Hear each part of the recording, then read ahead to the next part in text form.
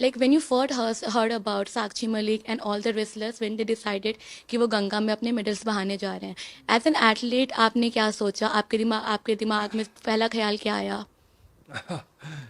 पहला ख्याल क्या है? पहला ख्याल मेरे को मोहम्मद अली साहब की याद आई, जो केसेस क्ले, जो वर्ल्ड के नंबर वन बॉक्सर रहे हैं, जो सुपर हैवी वेट में थे। वो बहुत कमाल के मुकाबले, तो उन्होंने अपना जो मेडल था ओहियो नदी में फेंक दिया था, बिकॉज वहाँ पे जो गोरे काले का बहुत भेदभाव होता था, तो इसलिए वो तंग आके उसने मेडल को फेंक दिया। तो ऐसी ही कहानी अभी साक्षी मलिक, हमारी सिर्फ एक महिला है जिसका ओलंपिक में मेडल आया है, स्पेशली रेसलिंग में, और वो अपना मेडल गंगा नदी में फेंकने जा रही है। तो बहुत दुर्भाग्य की बात है हमारे हिंदुस्तान के लिए कि एक मेडल है हमारे पास, वो भी अगर वो गंगा में फेंक दिया तो क्या बचेगा हमारे पास? कुछ नहीं बचेगा रेसलिंग में। तो जो भी लड़कियां उसको देख के इंस्पायर हो रही थी, लड़के इंस्पायर हो रहे थे उसको देख के, तो उनके साथ क्या बीतेगी? तो ऐसे हिंदुस्तान में हम रह रहे हैं कि जहाँ पे लड़कियों को न्याय नहीं मिलता, उनको अपनी ओलंपिक मेडल थ्रो करने पड़ते हैं, वो भी गंगा नदी में, कि ताकि उनके साथ इंसाफ हो सके, उनके साथ न्याय हो सके। तो मेरा पहला रिएक्शन, मेरे को बहुत गुस्सा आता है इस बात को लेकर, बिकॉज हट इतनी भी अच्छी नहीं होती, जरूरी नहीं होती।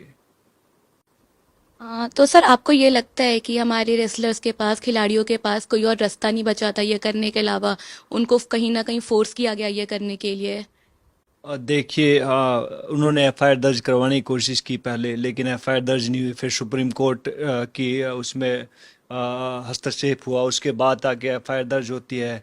पर इतने दिन से, एक महीना हो गया, बेचारे जंतर मंतर पर बैठे हैं। उनको कई बार बारिश, आपको मालूम है दिल्ली में कितनी बारिश हो रही, कितनी गर्मी है, लेकिन फिर भी वहाँ पे बैठे हैं। तो हर तरफ से उन्होंने लगा कि दरवाजे बंद हो चुके हैं। जो लोग बोलते थे कि आप तो हमारा परिवार हो, जो आप बोलते थे कि हम मैं हमेशा तुम्हारे लिए तैयार खड़ा हूँ, अब वो कोई भी इनके साथ नहीं आ रहा। कितने बड़े बड़े लोग जब मेडल जीत के आते हैं, मुझे मालूम है बिकॉज मैं ओलंपिक मेडलिस्ट हूँ, तो कितने लोग आते हैं, सब कोई चाहता है लाइक हाँ एक फ़ोटो खिंचा ले, एक हमारे साथ हाय बोल दे। लेकिन जब बुरा वक्त आता है, कोई उनका साथ नहीं देता। तो मैं मानता हूँ कि उनको लगता है कि सारे दरवाजे बंद हो चुके हैं, इसलिए वो चाहते हैं कि वो अपना मेडल, ओलंपिक मेडल गंगा नदी में फेंक दें।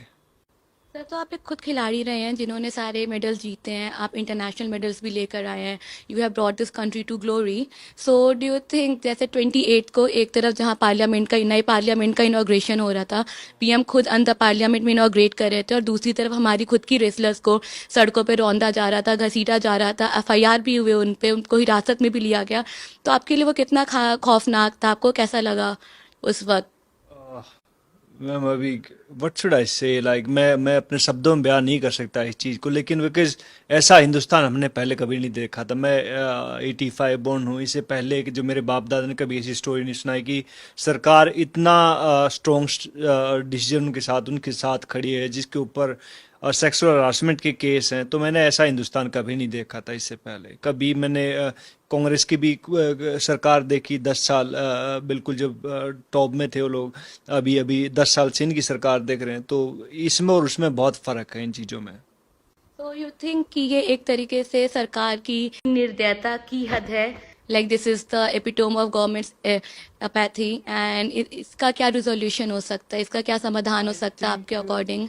आई थिंक जो मैं मानता हूँ, ये इनको बुलाना चाहिए प्रधानमंत्री जो जी द्वारा, पीएमओ द्वारा, इनको इनका जो भी सॉल्यूशन हो चुके वो इनकी सुननी चाहिए, एटलीस्ट बताना चाहिए। ये नहीं कि पर्दे के पीछे सब सारी चीज़ें हों, उनके सामने बैठाओ, सबके सामने मीडिया हो, सबके सब लोग साथ में आपके बैठे हैं, तब देखेंगे भैया क्या सही है, वो एलिगेशन क्या ला रहे हैं, वो सरकार क्या बोल रही है, तो सबके सामने हो। ये नहीं कि पर्दे के पीछे तो बहुत सारी चीज़ें हो चुकी, कभी कई बार कमेटी बनाई, कई बार कुछ और बहुत सारी चीज़ें की, लेकिन रास्ता क्या हुआ? वो बेचारे अभी वो हरिद्वार पहुंच गए हैं, अभी 5 दिन का उनको अभी वो मिला, शायद रिलीव मिला कि 5 दिन के बाद दोबारा हम फिर करेंगे। तो मैं मानता हूँ कि हिंदुस्तान के लोगों का कहते हैं कि जात पात में, हिंदू मुस्लिम में बहुत टाइम वेस्ट हो रहा है, और वो नहीं, मैं नहीं मानता कि उनमें अभी खून बाकी है। अगर भगत सिंह भी सोचता कि, मैं तो अच्छे घर बड़े परिवार से था भगत सिंह, आपने पढ़ा कभी उसके बारे में? बहुत 100-150 किलो ज़मीन थी उसकी, लेकिन वो भी सोचता कि लाइक मेरा क्या है, तो ठीक है चलता चलने दो। तो फिर तो क्रांति हो ली थी, फिर तो नहीं होता कभी भी। तो भैया अगर किसी, कहते हैं नंबर सबका आएगा, टाइम कीजिए, थोड़ा सब्र कीजिए। आज रेसलर की बारी, कल किसी और की होगी, तीसरी किसी और की होगी। तो जस्ट वेट एंड वॉच। लेकिन कहते हैं कि जब लोग अगर गलत को गलत नहीं कहेंगे और सही को सही नहीं कहेंगे, तब तक मैं नहीं मानता कि हिंदुस्तान आज़ाद है। तो वन मोर लास्ट थिंग, अगर आपको हम एक मैसेज देने के लिए बोले हमारी रेसलर्स को और देश के लोगों को, तो आप क्या बोलना चाहेंगे उन्हें? जी, मैं उनके साथ हूँ, और सही गलत मैं उनके साथ रहूँगा। मैं कुछ मैंने देखा है, स्पोर्ट्स पर्सन जो स्टैंड लेते हैं उसके साथ रहते हैं, और मैं एज स्पोर्ट्स पर्सन उनके साथ हूँ। अगर मेरी जरूरत पड़ी तो भैया मेरा ओलंपिक मेडल भी कहते हैं मैं तैयार हूँ तुम्हारे लिए, तैयार करने के लिए। Okay, thank you sir.